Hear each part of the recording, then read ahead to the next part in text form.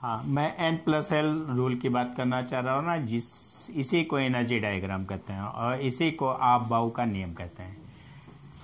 N+L energy diagram या आप-बाउ का नियम सीधे ये होता है 1s 2s 2p 3s 3p 3d 4s 4p 4d 4f 5s 5p 5d 5f 6s 6p 7s2 और ये क्रॉस कर देते हैं।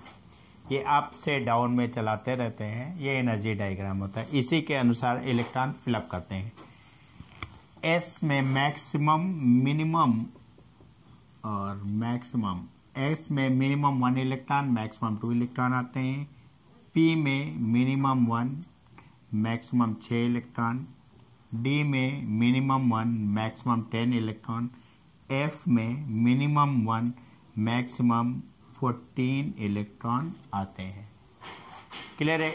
जब तक N+L रूल के द्वारा ही हम बहुत सारी चीज़ें निकालते हैं कि इस एलिमेंट एस ब्लॉक का एलिमेंट है या पी ब्लॉक का एलिमेंट है, एलिमेंट की ग्रुप क्या है, एलिमेंट की वैलेंसी क्या है और एलिमेंट का नेचर क्या है, इलेक्ट्रो है, पॉजिटिव है या नेगेटिव है। और अब मैं आपको सम इम्पॉर्टेंट एलिमेंट बताना चाहता हूँ जिसका यूज केमिस्ट्री में होगी, क्योंकि पूरे एलिमेंट याद नहीं किए जा सकते हैं। ठीक है, सम इम्पॉर्टेंट एलिमेंट में पहला एलिमेंट आपका आ रहा है हाइड्रोजन।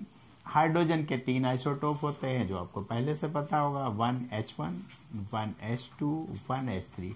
1H1 में इलेक्ट्रॉन 1 है, प्रोटॉन 1 है, न्यूट्रॉन इसमें 0। नोट, जब इसमें से एक इलेक्ट्रॉन लॉस कर देते हैं तो H+ आ जाता है, इसी को बोलते हैं प्रोटॉन। यहाँ पे H इलेक्ट्रॉन लॉस हो गया और इसीलिए यहाँ पे लिखा है 0। 0 का मतलब ये होगा आपका कि E = 1 - 1 = 0। प्रोटॉन 1 है, हाइड्रोजन 1 है। इसका दूसरा आइसोटोप होता है 1H2, जिसे आप D से लिखते हैं। D का मतलब यहाँ पे होता है हैवी हाइड्रोजन और इसे D सिंबल और इसे हैवी वाटर बनता है D2O।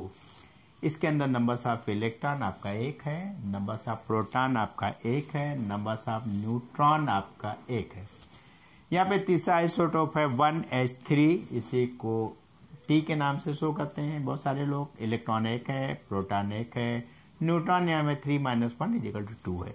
और ये एलिमेंट रेडियो एक्टिव होता है। ये रेडियो एक्टिव क्यों होता है, ये आपका रेडियो एक्टिव चैप्टर पढ़ाया जाएगा, वहाँ पे एक्सप्लेन कर दिया जाएगा ये रेडियो एक्टिव है।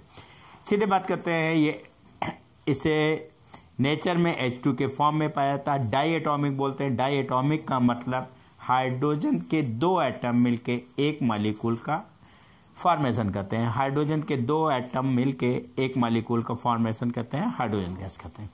इसका इलेक्ट्रॉनिक कॉन्फ़िगरेशन N+L रूल के अकॉर्डिंग N1S1 होगा, इलेक्ट्रॉनिक कॉन्फ़िगरेशन 1 होगा, इसका पीरियड 1 होगा, ग्रुप आपका सीधे 1 होगा, ब्लॉक ऑफ एलिमेंट 1 होगा। इसकी वैलेंसी 1 होगी। इसकी वैलेंसी 1+ और एडवांस फॉर्म में पढ़ेंगे तो इसकी वैलेंसी +1 भी हो सकती है और -1। एडवांस फॉर्म में जो आपको एडवांस पढ़ते हैं वैलेंसी +-1 हो सकती है। इसकी एडवांस वैलेंसी +-1 हो सकती है।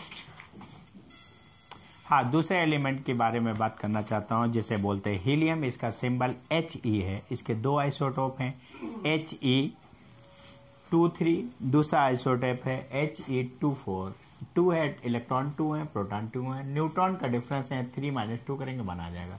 यहाँ पे इलेक्ट्रॉन 2 हैं, प्रोटॉन आपको सीधे 2 हैं, न्यूट्रॉन आपके 2 हैं।